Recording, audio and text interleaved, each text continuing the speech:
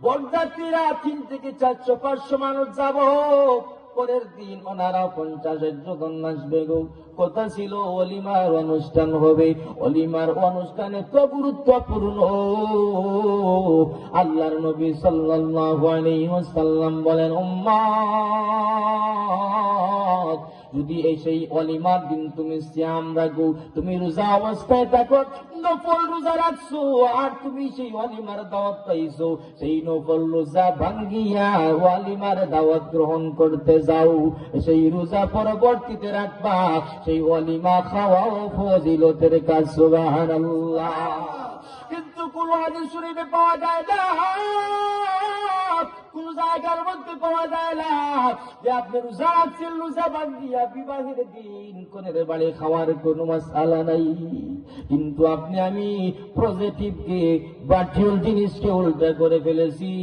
আপনি আমি খাওয়াতে পারবো না, কোনের বাবা 3 থেকে 500 মানুষকে খাওয়াতে হবে, আছে না নাই? সেই যে প্রথমে জুলুম শুরু করলেন, বিবাহ এখনো হয় নাই, আগ থেকে আপনি জুলুম করে আসছেন। ও আমার মুরব্বী মারা বাবারা, আপনাদের যাদের সন্তান সন্ততি আছে গো, তাদের বিবাহের বেলায় আপনার বিয়াই বাড়ির দিকে আপনি জুলুম করবেন না। এরপরে দেখবেন আরেকটি জুলুম, মাল সামান আছে বসে, আছে না নাই? ইসলামে আছে এগুলা? নাই।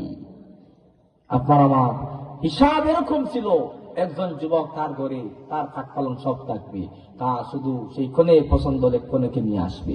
এই জায়গায় আল্লাহ রাসূল সাল্লাল্লাহু আলাইহি সাল্লাম বলেন, যুবকেরা, তোমরা 4টি গুণ দেখে তোমরা নারীদেরকে বিবাহ করবে। কয়টি গুণ দেখে? 4টি গুণ। সুন্দরতাও দেখবে, বংশ দেখবে, ধার্মিকতা দেখবে, তারপর ধনীও দেখবে, সমস্যা নেই। তবে এই 3টি থেকে সবচেয়ে বেশি গুরুত্ব দিবে ধার্মিকতাকে। সুবহানাল্লাহ।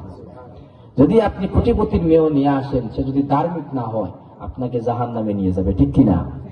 সেজন্য যুবক, শুধু পছন্দ হলেই হবে না, ধার্মিকতা দেখতে হবে গো। সেই কোণে নামাজ কালাম পড়ে কিনা। আপনি আমি এমন একটি যুগের মধ্যে আসছি গো, যেই যুগের মধ্যে শুধু টাকা দেখি, বংশমর্যাদা দেখি, সুন্দরতা দেখি। সেই কোণে কালাম পারে কিনা, কোরআন পড়তে পারে কিনা, ধার্মিকতা আছে না নাই, সেই তার ভিতরে পর্দা আছে না নাই, না বেপর্দার মতো চলাফেরা করে, সেগুলা দেখি না। আর কয়েকদিন পর স্বামী ইচ্ছা করলেও পর্দায় রাখতে পারে না, কারণ সে পর্দায় অভ্যস্ত ছিল না। আপনাকে পর্দাশীল বানাইতেও অনেক কষ্ট হয়ে যায়।